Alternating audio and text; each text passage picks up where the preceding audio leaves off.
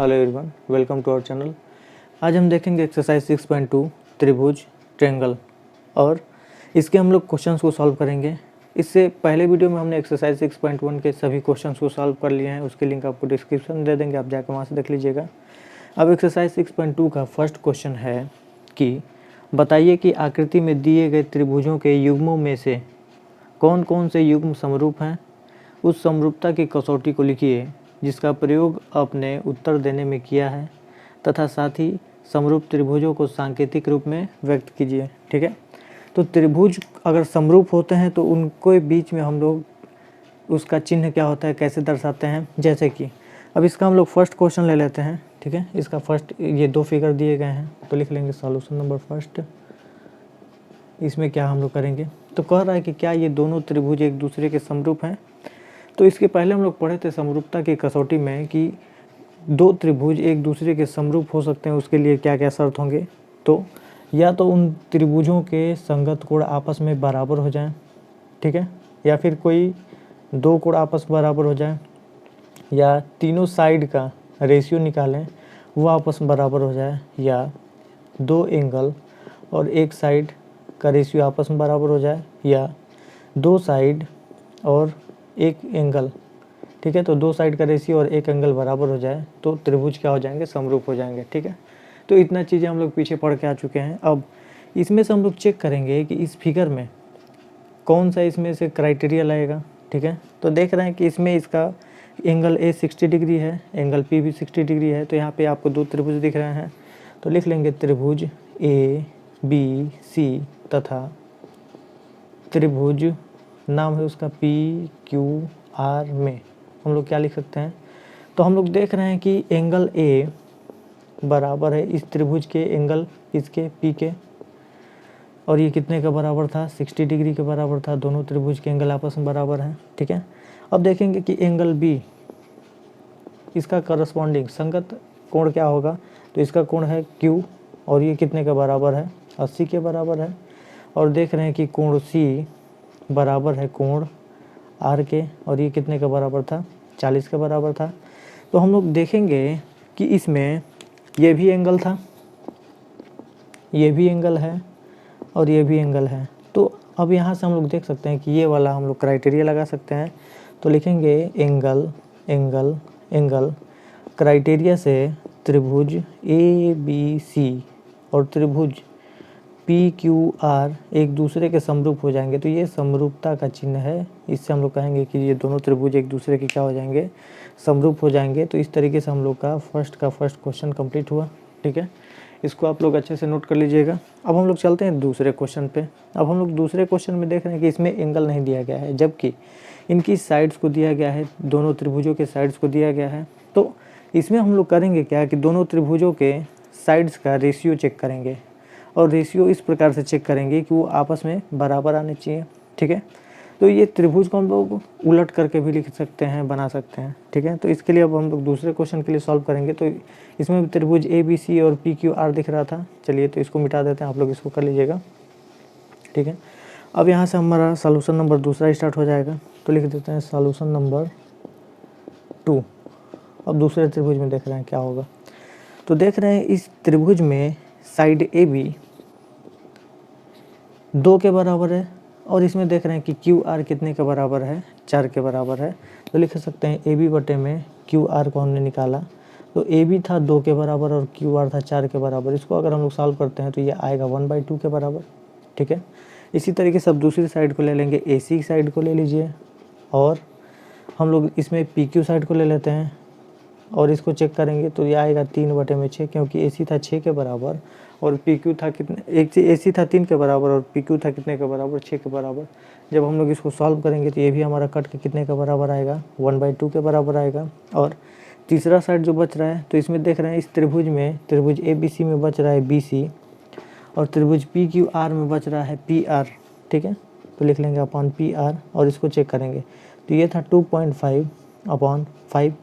अब हम लोग देखेंगे कि ये भी अगर कटाएंगे तो 1/2 आएगा। ठीक है, इसको भी ऐसे लिख देते हैं, आप लोग कटा लीजिएगा। तो 2/4 था। हम लोग देख रहे हैं कि सभी साइड्स का रेशियो आपस में क्या आ रहा है, बराबर आ रहा है।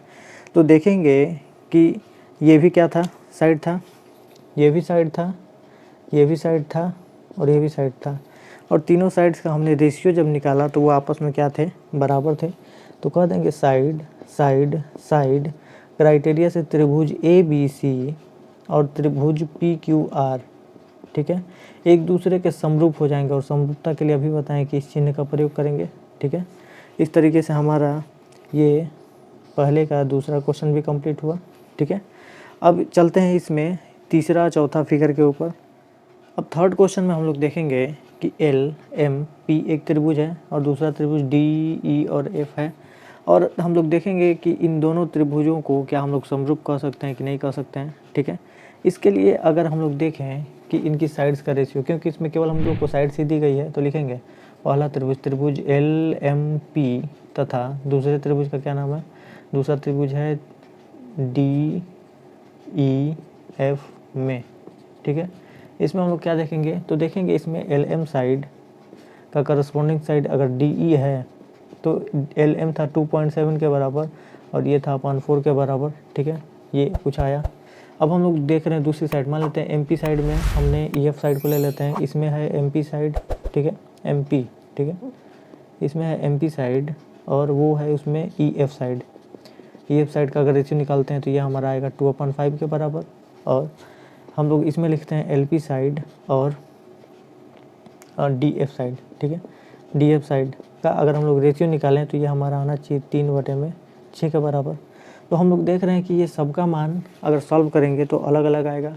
इसका मतलब हम लोग लिख सकते हैं कि LM अपॉन में DE is not equal to MP upon EF, और ये भी बराबर नहीं है LP अपॉन DF के, ठीक है।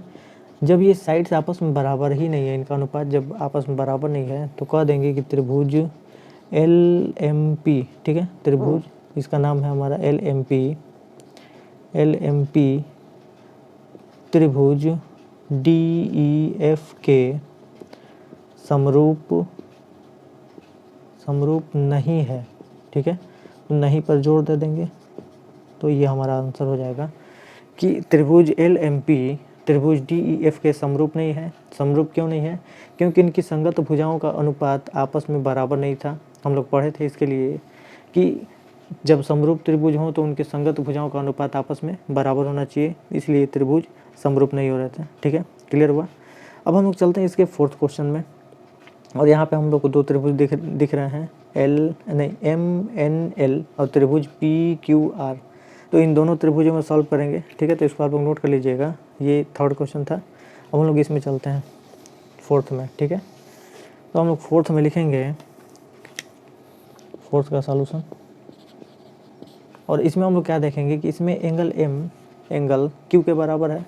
तो पहले तो नाम लिख लेते हैं त्रिभुज का, तो लिखेंगे त्रिभुज MNL तथा उस त्रिभुज का नाम था त्रिभुज PQR में, ठीक है। तो LMN में देख रहे हैं कि एंगल M इस त्रिभुज के एंगल Q के बराबर था, ठीक है, और ये कितने का बराबर था, तो 70 डिग्री के बराबर था। अब हम लोग देखेंगे कि इनकी साइड्स का रेशियो क्या क्या है, ठीक है।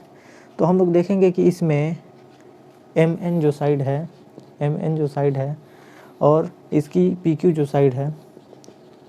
साइड है, इसका अगर हम लोग रेशियो निकालें तो ये कितने का बराबर आएगा, तो 2.5 MN था, और इसका PQ साइड था कितने का बराबर, 5 के बराबर। इसको अगर सॉल्व करेंगे तो ये हमारा आ जाएगा 1/2। अब एक और साइड बच रही जो कि दी गई है, तो ML दिया गया है इस त्रिभुज का ML, और इस त्रिभुज का क्या पता है हमारे को QR, तो लिख लेंगे QR। और ML था कितने का बराबर, 5 के बराबर था, QR था 10 के बराबर। इसको भी सॉल्व करेंगे तो 1/2 आया।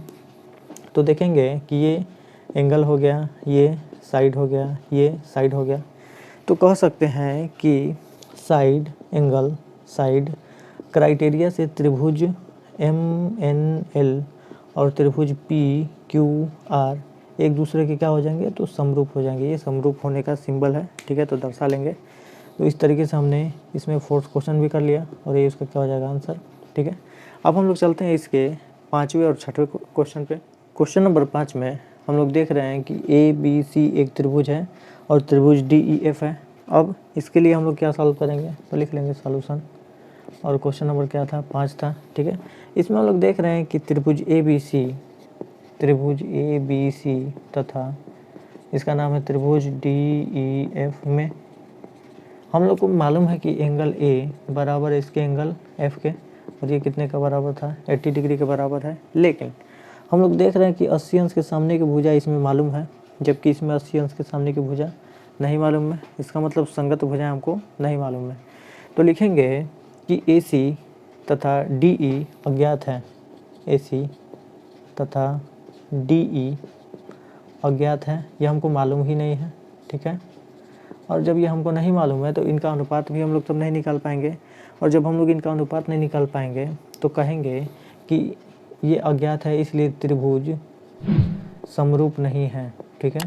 त्रिभुज समरूप नहीं है, हम लोग तभी बता पाएंगे जब इनका अनुपात एक बराबर हो, ठीक है। तो हम लोग इसका अनुपात ही नहीं निकाल पाएंगे, तो हम लोग कहेंगे कि जब अज्ञात है तो समरूप त्रिभुज भी समरूप नहीं होंगे, ठीक है। क्लियर हुआ।